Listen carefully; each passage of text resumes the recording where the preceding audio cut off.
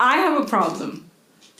I'm constantly carrying around a little prop with me to events, festivals, conferences, wherever I give my talks. And I've brought it here with me today.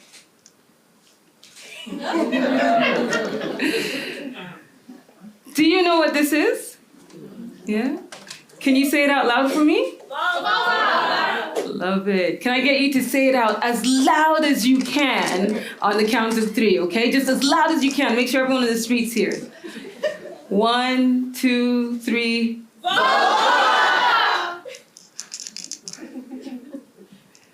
How did that feel? What was your immediate reaction to seeing this prop? Did you feel any shame? Any discomfort?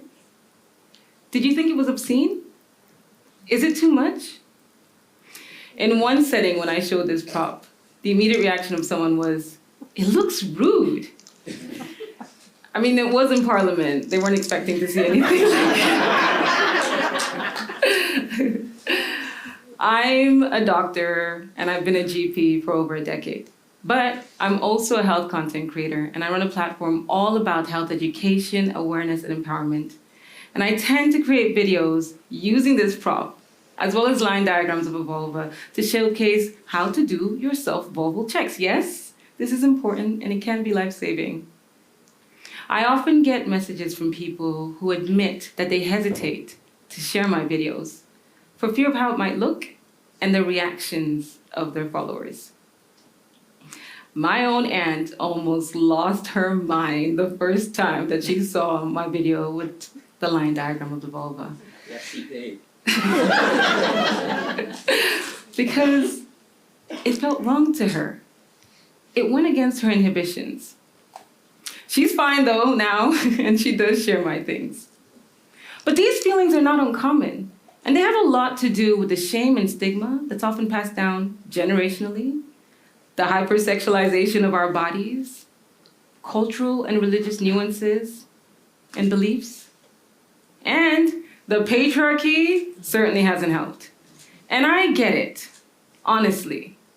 If only the younger version of me could see me now, she would be stunned into silence, which would be a first for me.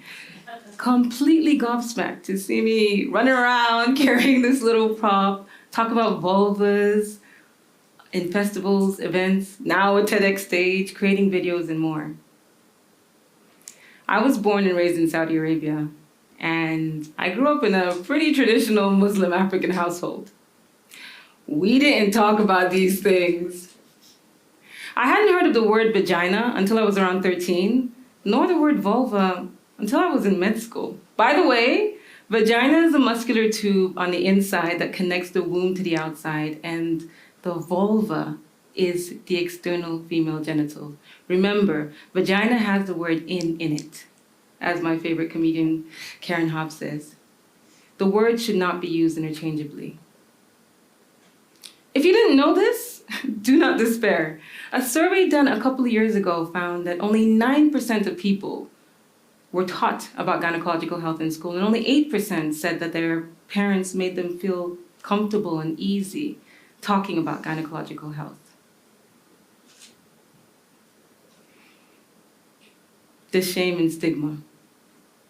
I was taught to use private parts because that was considered appropriate and acceptable. Foo-foo, lady garden, front bottom, cookie. I even heard the phrase moof moof once in clinic.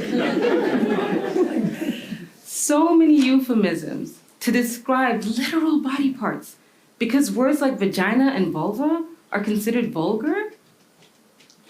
I taught my daughter to say the word vulva, and it's all she's ever known. She has a vulva, and her brother has a penis. She was comfortable saying those words. To the initial dismay of my family, my sister's mother-in-law collapsed onto a chair the first time she heard my daughter say vulva. She said, "I gotta sit down." My daughter didn't attribute any shame to the words. So imagine my surprise when one day she started saying private parts. I later learned that she was scolded by her friends at school when she said vulva. They told her, "That's a bad word. Don't say it. Say private parts instead." So she felt embarrassed and stopped saying the words. And I found this really upsetting, and I really had to reaffirm to her that they're just words. She was only 6 years old.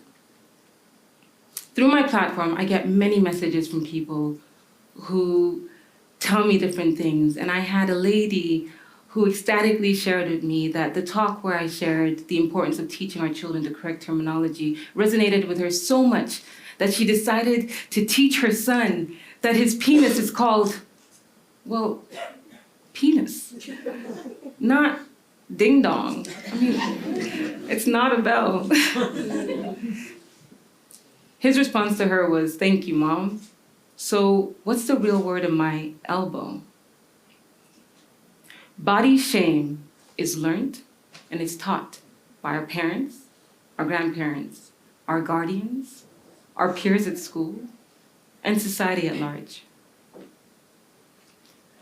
When shame is perpetuated, people don't come forward about their problems. I remember when I was a junior doctor, there was a patient who came about something else, and because she felt comfortable, she opened up about another issue that she'd been struggling with for a long time. A vulval and vaginal itch with thick white discharge. I diagnosed her with vulval or vaginal thrush or yeast infection and prescribed some antifungals to take. Guess what?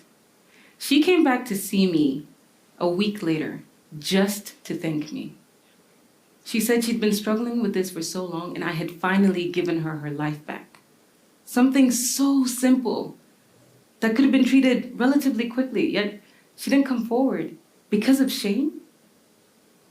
When we use the correct terminology, we're able to confidently describe the areas in which we're experiencing our symptoms. There was an elderly patient who was struggling with vulval issues. She didn't come forward because she was embarrassed for ages. Eventually, when she struck up the courage, she did come forward. And she saw a male GP, which didn't help with her embarrassment, but she explained to him that she was having issues down there. And sadly, because clarity wasn't sought, she had her anus examined instead of her vulva, and the issue was never sorted. When there is shame, people let their symptoms fester, like bleeding after menopause, bleeding after sex, painful sex, a persistent vaginal irritation, a vulval lump. They suffer in silence. They're embarrassed. People are literally dying of embarrassment. When there is shame, we don't talk about these things.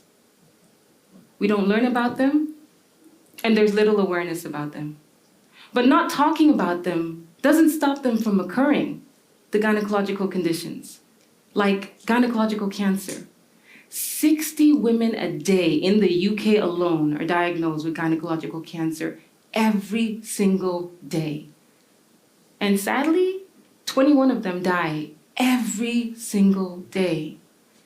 Open discussions and education around these things are the difference between living versus existing. They are literally the difference between life and death. There are people who are being diagnosed with vulvar and vaginal cancer and realizing that these conditions exist just from their being diagnosed. And they're ashamed, so they don't come forward. Perpetuated by the censorship. The sheer amount of censorship that we face just for sharing these words, vagina, vulva, and clitoris, deemed as pornographic. Why is it important that we teach our children these correct terminology? After all, it's not cute, as someone once told me before. There was a young girl who was being molested by her uncle.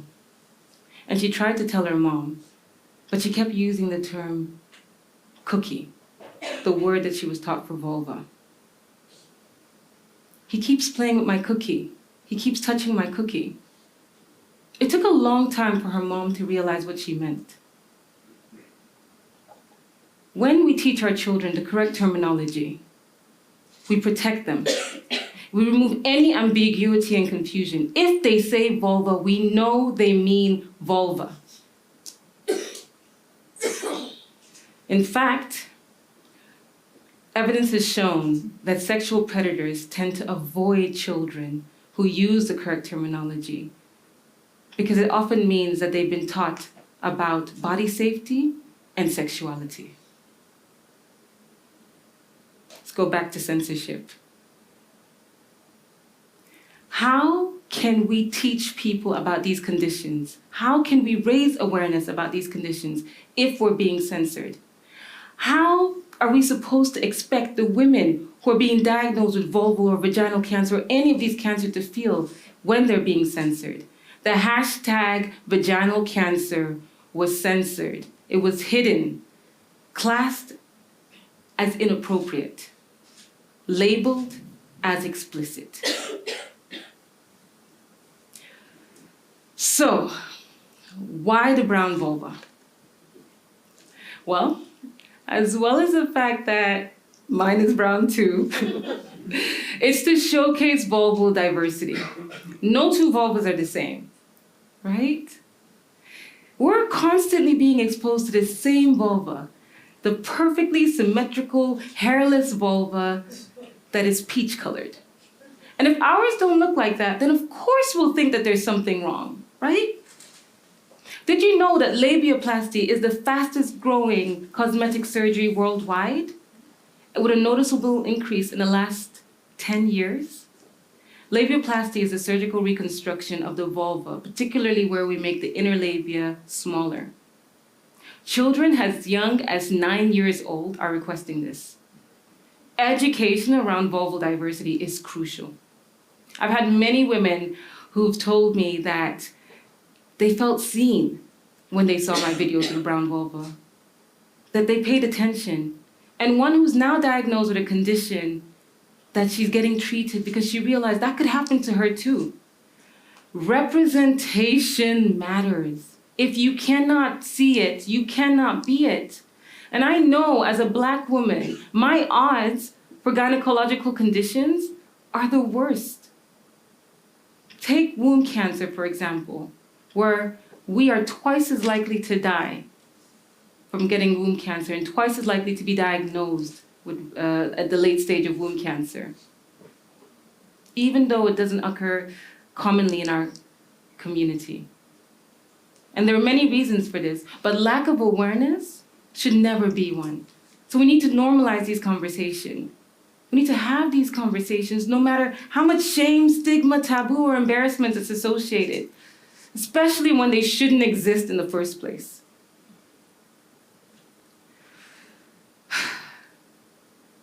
I hope that this talk has given you food for thought.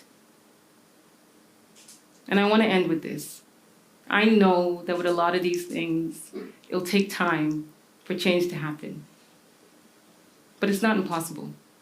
So please, if you've learned anything today, please share it with one person, who'll share it with someone else, who'll hopefully share it with another person, and we'll create this ripple wave of knowledge, slowly but surely saving lives in the process. Let us be the last generation that this shame and stigma lingers. Because just like our head, shoulders, knees and toes, and vulva and vagina and clitoris, yes, those.